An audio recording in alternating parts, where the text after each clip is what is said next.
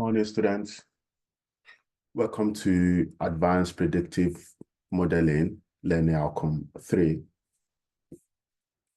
The Learning Outcome 3 today is develop generalized linear models and carry out survival analysis and proportional hazards regression.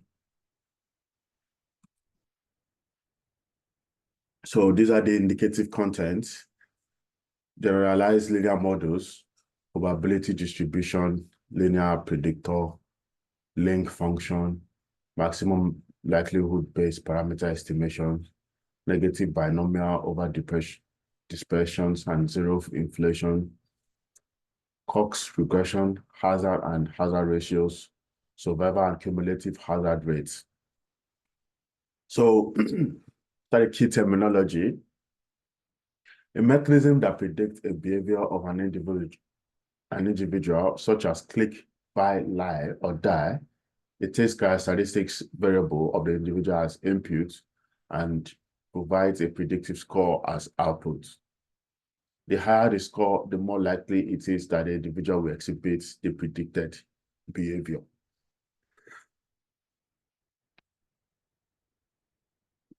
So last week, we looked at R programming, and then we looked at how to install R and different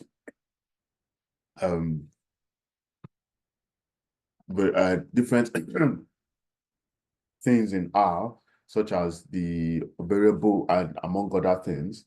So today we'll be looking at data operators in R. Like I mentioned last week, if you want to learn things about R in details, you can just go to this website, the W3 school website. Yeah.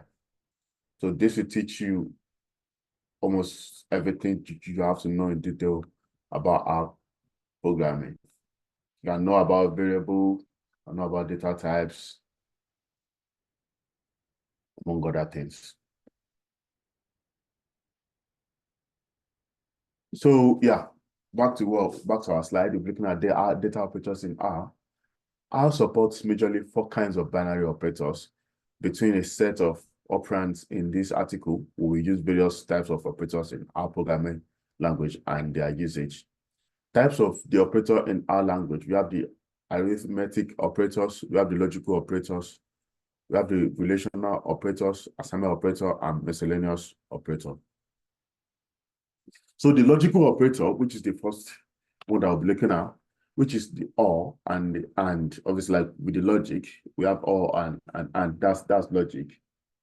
There should be an example of that somewhere here.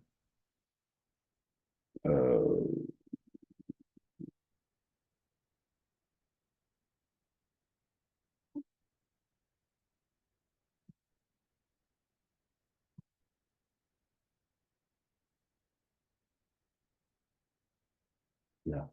So we have our operator.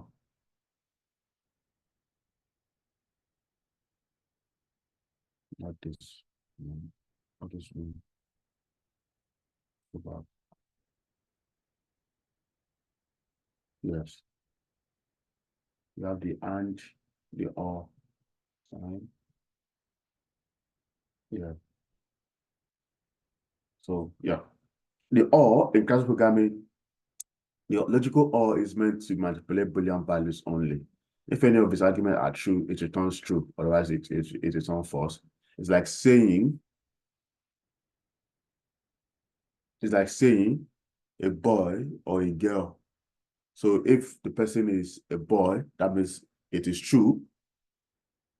But if they're a girl, that means that it is false. And then you can like flip it and say a girl or a boy, and then yeah.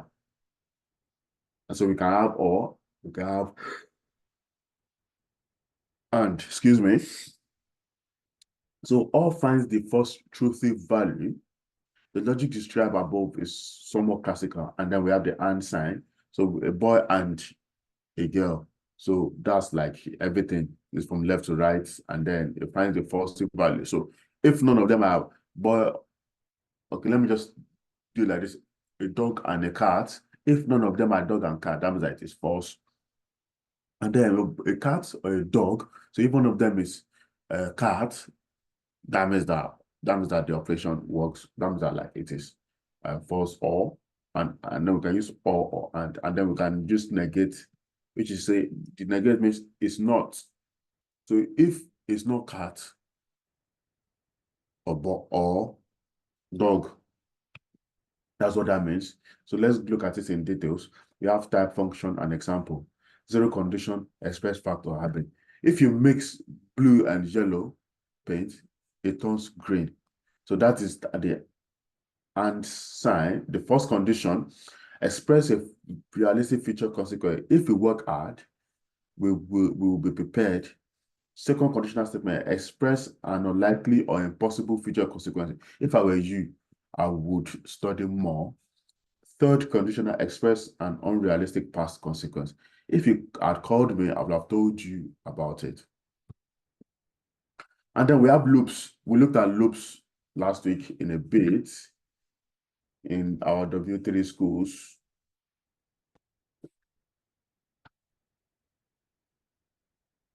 Yeah. We have the while loop, and then we have the for loop. So yeah, so this is what while loop is. Let us try it out so I can see what it says. Say while I is less than 6, print I. So I should be between 1 to 5. Yes. So I is 1, while I is less than 6. If I should put it to 10, it should be 1 to 9. Yeah. If I should start from 0.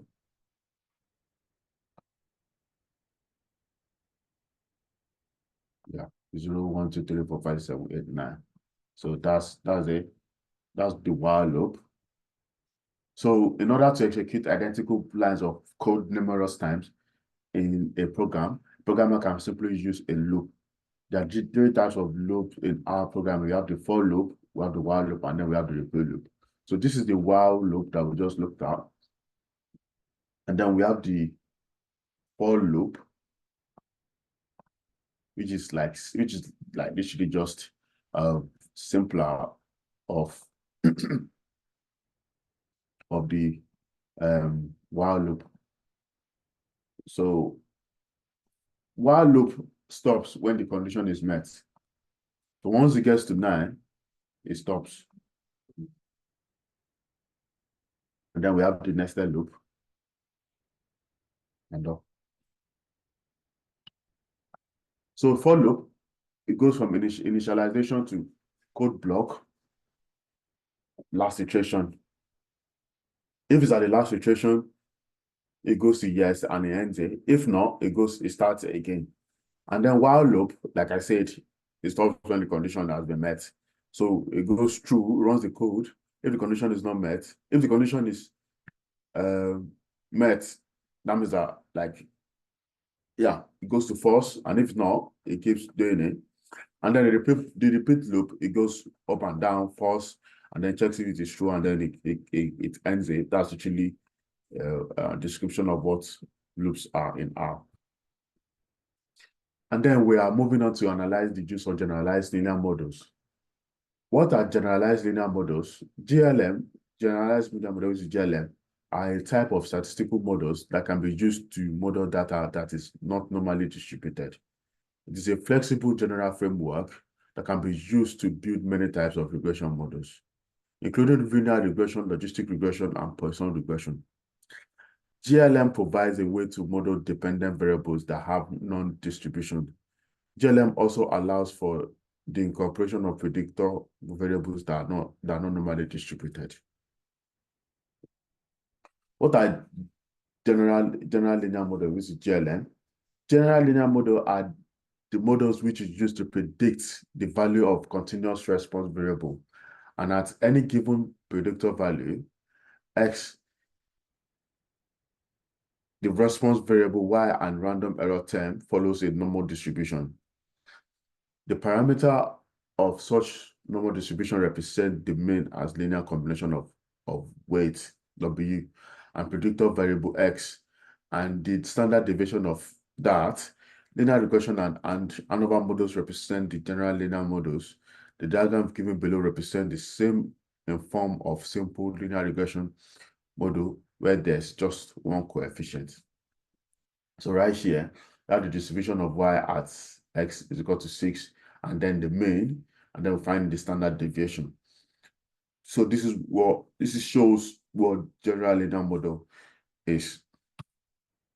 And then generalized linear model example, we have problem type, which is agricultural weather modeling, number of rain events per year. We can use Poisson regressor, agricultural weather modeling, amount of rainfall per rainfall event, gamma regressor. Excuse me. Agricultural weather modeling, total rainfall per year, and we have 2D regressor. Risk modeling, insurance policy pricing, number of claim events, policyholder per year, Poisson regressor. Risk modeling, insurance policy pricing, cost per claim event, gamma regressor. Risk modeling, insurance policy pricing, total cost per policyholder, 2D regressor. Predictive maintenance, number of production interruption events per year, Poisson regressor. Predictive maintenance, duration of interruption, gamma regressor. Predictive maintenance, total interruption time per year, 2D regressor. So that's what that is all about. And then we'll move on to apply the Poisson regression model and discuss over dispersion and zero inflation. Many real-world phenomena produce counts that are almost always zero. For example, number of times the machine fails each month. So how do we know the number of times the machine fails? And then number of exoplanets discovered each year. How do we know that? The number of billions living in every single city in the world. So this is how we can use Poisson process with mu rate. Lambda is equal to 5 to get it. And then, yeah, right here, number of events occurrence, we then use this formula, and then we get 0.067. So that's literally how we apply Poisson regression model to this example. The zero inflated Poisson regression model, fortunately, there's a way to modify a standard count model, such as Poisson or negative binomial, to account for the presence of the extra zeros. In fact, there happen to be at least 2 ways to do this. One technique is known as Ordo model, and the second technique is the zero inflated model. The structure of zip model. So after looking at those two, we have zip model. Imagine a data set containing n sample and p regression variable per sample. Therefore, the regression variable x can be represented by a matrix of size n and p, and each row in the metric, in the S metric, is a vector of size 1 and p corresponding to the dependent variable of value. So we have the x and then we have the y. So anything here should be the same thing as anything there. So this is like this is a matrix and everything. So if you want to know more about it, just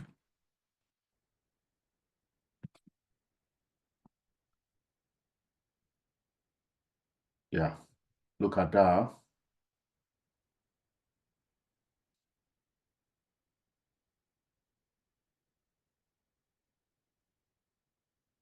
To learn more about it.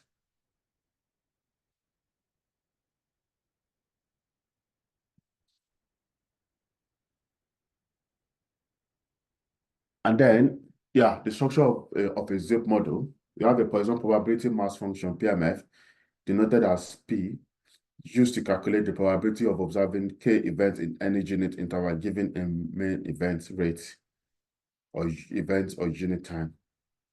A link function that is used to express the main rate lambda as a function of the regression variable. That's the structure of the zip model. Yeah, so we can also, no, it's not this, and it's not that. Yeah, so that's actually yes, you can use this also. This is like if you're doing your assignment, you can use this as a reference. The structure of zip model, Probability mass function of the standard Poisson regression model. Yeah, so we have this formula. The probability of observing k events in the ith element, which is that, and then event rates corresponding to the ith sample, which is that, and then observe this right here, observe count of the ith row in the data sets, and then the other part represent the regression variables in the ith row, and then that where lambda I is equal to vector of regression coefficient. That's literally the explanation of this formula that we use in the previous one is all about. Yeah, this one, I think, yeah. So model the time to event variable using proportional hazard regression. We have the most widely used survival regression specification predictors act on a subject hazard. The form of the regression is the formula H T or X is equal to HT exponential X, where the HT is referred to as an underlying hazard function. And the parametric hazard function can be used for that. Later we will see that be left completely unspecified. So we have Cox model. The Cox model is a regression technique for performing survival analysis in epidemiological and clinical research. So that's what we use Cox model for. This model estimates the hazard ratio, which is HR, of a given endpoint associated with a specific risk factor, which can be either a continuous variable like age and C-creative protein level, or a categorical variable like gender and diabetes mellitus. When the risk factor is a continuous variable, the Cox model provides the HR of the study endpoints associated with a predefined unit of increase in the independent variable. Example, for every 1 year increase in age, 2 milligram or increase in C reactive protein. That's literally what Cox model is good for survival analysis in epidemiology and clinical research. It is different from the other model that we just looked at, which is the model. And then this is the Cox equation. The Cox regression model is based on hazard function mathematically. The Cox model is written as follows, which is that where the formula represents the predictor variable and is the baseline hazard at time, which is the hazard of an individual having the predictor set to 0. By computing the exponential of the regression coefficient directly provided by the software, we can calculate the HR of a given risk factor or predictor in the model. And then proportional hazard regression. Depending on parametric form, that may have an intercept. The term exponential is sometimes called a relative hazard function. The pH model can be linearized which represent to the exponential using the following identities. The log is equal to this particular formula that we have here. And then we have time to event, which is survival analysis refers to a family of statistical techniques aimed at analyzing time to event data and or assessing the relationship between a given exposure and the occurrence of an outcome after a follow-up period among a cohort of individuals. The Kaplan method explores the survival of a population under investigation and or test differences in the crude cumulative survival between exposure groups with a graphical representation of the endpoint. Occurrence as a function of time, nonetheless, the KM method has important limitations. So we have the hazard ratio and the incidence rate ratio. The best way to describe this measure is to provide an example of IRR calculation. Consider a hypothetical randomized clinical trial to test the efficiency of generic drug X on Y on 1 year mortality among cardiovascular disease patients. So yeah, you can use that to get it. Also, this is a good example that you can use one of those formula for. So in a study of patients with end-stage renal disease, Zoka et al. Investigated the relationship between cystotic dysfunction as assessed by left ventricular ejection fraction, that's LVEF, and the incidence rates of fatal and non-fatal cardiovascular events. In a multiple Cox regression model, a 1% decrease in LVEF signaled a 4% increase in the other rates of fatal and non-fatal CV events. And then we have the HR, which is that, and then this hazard ratio, and then, yeah, we have that too. And the P is equal to 0.001, independently of a series of potential confounders, including age, gender, anti-hypertensive treatment, smoking, CRP, and SBP. To assess whether the link between LVF and fatal, non-fatal CV events could be explained by the confounding effect of the left ventricular mass index, LVMI, a variable closely related to both LVEF and fatal and non-fatal CV events. The authors included this biomarker in the multiple Cox regression model. The relationship between LVEF and fatal, non-fatal CV event remains particularly significant after adjusting for LVMI. The authors concluded that studying myocardial contractility by echocardiography provides etiological information independently of LVMI and other risk factors in ESRD. So yeah, that brings an end to our session. Don't forget to send us an email if you have a question. Yeah, but before we go, let's watch a quick video on, because there was no video provided for us. Let's do this.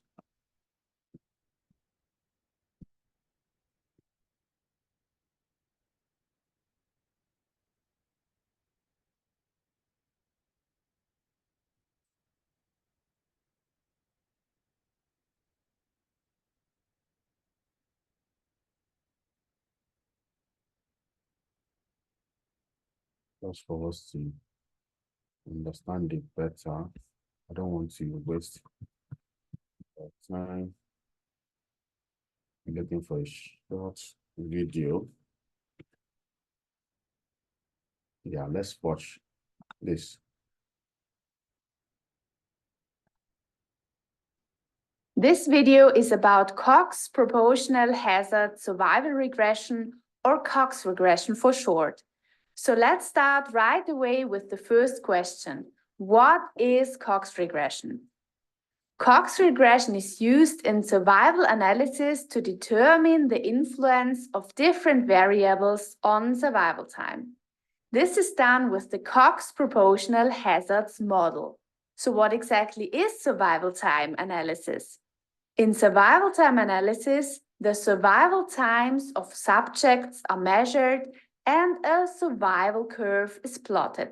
Usually the subjects have some kind of disease. The survival curve then shows how many of the subjects remain alive over time.